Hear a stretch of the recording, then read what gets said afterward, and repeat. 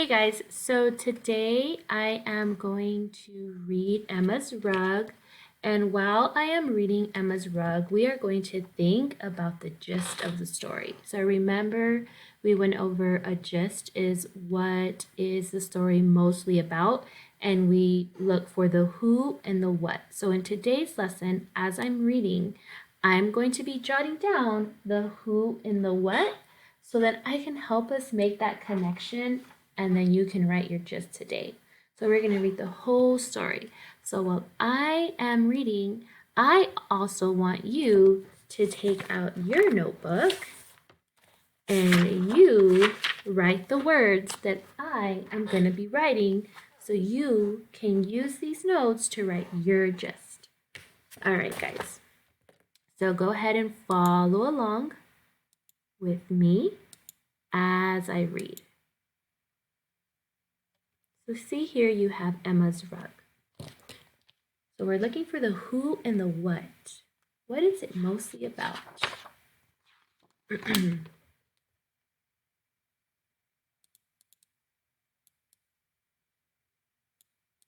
When Emma was born, someone gave her a rug. It was a small rug, shaggy and plain, the kind that keeps your feet warm in the bathroom. Oh, I love those rugs. So Mother laid it by the crib for the day the baby could stand on her feet. And by the time Emma climbed out of the crib by herself, no one remembered who gave her that rug. Well, right now, I know that it's talking about a who, right? That who is Emma. So let's go ahead and put that down. And I know what else is important. It talked about a rug. And I also see it in the picture. So let's put rug. Okay, let's go on. Emma loved the rug. She lay on it and she sat on it and she was happy. When she began to walk, she carried it everywhere she went, but never stepped on it. She only stared at it, sitting perfectly still for long periods of time. That's not a blanket, it's her television, Father said. Do you see? What do you see in that fuzzy thing? Mother asked. Emma did not answer. So I'm going to put what? I know that she's saying that she loves. So I'm going to put that word down. Go ahead and put that word down with me. Before long, Emma began to draw and paint. Her parents were quite impressed. Now there is that warhog, Father said. What did you see in that pangolin? Is that a tapir? Mother would ask. One weekend, Father put a small drawing table in the kitchen, and right away, the kitchen became Emma's favorite place in the house. So I know it's still talking about who, Emma, and what.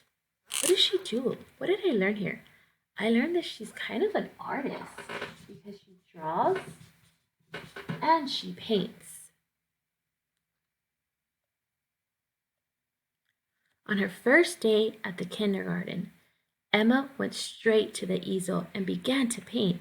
Other children gathered around and watched her wave the long brush like a maestro's baton. Well, the grown-ups were amazed. She's special, that one adult said to another.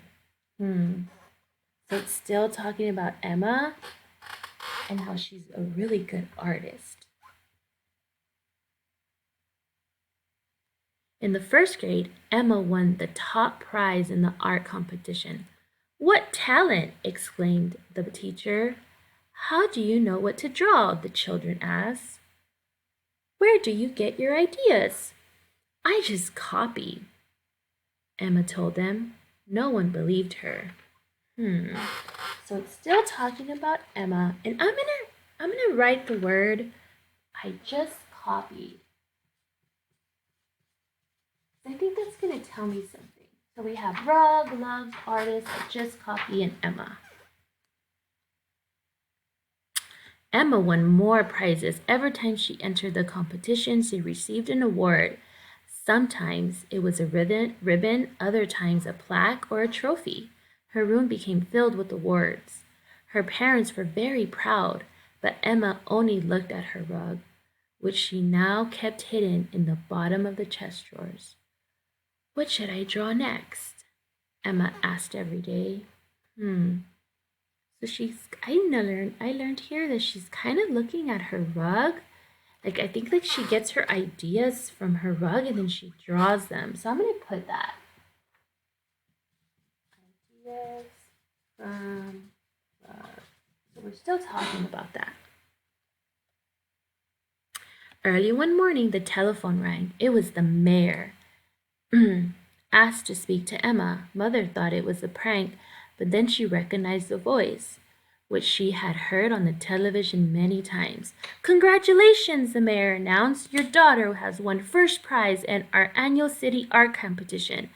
I'm sending a limousine at 3:30 today. The reception is at the Museum of Art. Be ready. So here I still learned that it's about Emma and that she's getting an award because she's really good. She's a really good artist. So it's still talking about that.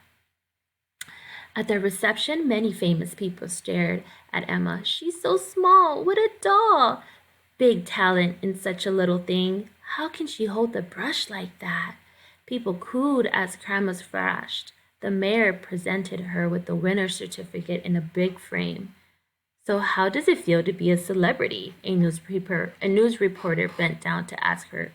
Emma didn't say a word. So it's still talking about Emma and it's talking about her award. The following morning, Mother went into Emma's room. She frowned at the unmade bed. Then she saw the rug with a framed certificate on top of it. Goodness sake, I don't think this thing has ever been clean. Wiggling her nose, she took the rug downstairs and put it in the washing machine. When Emma came home, she went to her room and stared in the empty drawer. She dashed into the kitchen and said, Where's my rug? Oh, I washed it. It must be dry by now, Mother told her. You washed my rug? Emma charged downstairs. The rug was shriveled. It was ragged. All the fluff was gone. It was very, very, very clean. Emma cried out. Oh no. What did we learn here? We know that Emma and what? She's pretty what? She's pretty sad about her rug. Let's go ahead and write that down. Uh-oh, what do you think's gonna happen? Next day at school, Emma didn't draw or paint. She never opened her mouth, and her hands didn't come out of her pockets. Do you feel all right? Her teacher asked. Emma only nodded. You can use my crayons, Alex offered. Emma pushed the box away. Days went by. Emma didn't speak, and soon the children ignored her. After a while, it was as if she wasn't even there anymore. Emma took down all the drawings and paintings from the walls of her room. She put the prize ribbons and plaques and trophies and medals into cardboard boxes. She gathered her colors and pencils and brushes. Then she took them all down to the garage and stuffed them into the trash bin. The last thing she threw away was the rug. There, she said, kid stuff. And she's really upset that her mom washed her rug. I wonder why. All afternoon, Emma sat in the empty room. It seemed somehow larger and brighter. No more pictures, Emma murmured. Then something made her jump. From the corner of her eye, she thought she saw something behind her. She knew there was only the wall there, all bare now. Yet she turned, as if to catch sight of something flying away. She gave a cry. What do you think she's seeing? What is that? Is that something she's painted before? Emma rushed outside. It can't be, she said, breathing faster. She saw the eyes watching her and then the faces of creatures all around her.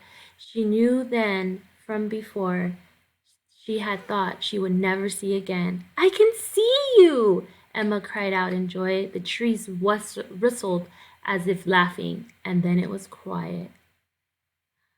What do you guys notice here? So we know that Emma is starting to what? She's starting to see her pictures again. The pictures that she's painted before.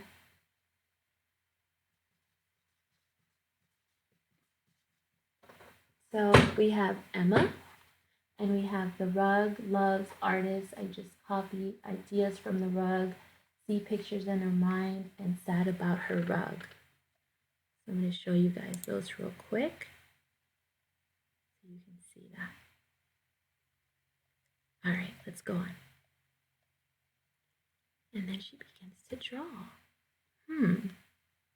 All right, guys. So now that we have finished, now I have to get all of these ideas, these important words, and think about how can I write my gist, connecting all of these.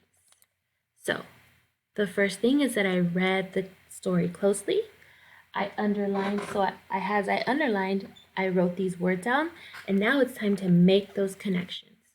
So let's go like this, and let's make connections between the who and the what of our words that we wrote down. And then we're gonna write about it. And let's see if your gist can match mine. So right now, you're gonna look at your words, and I'm gonna model for you how to connect them. See you guys soon.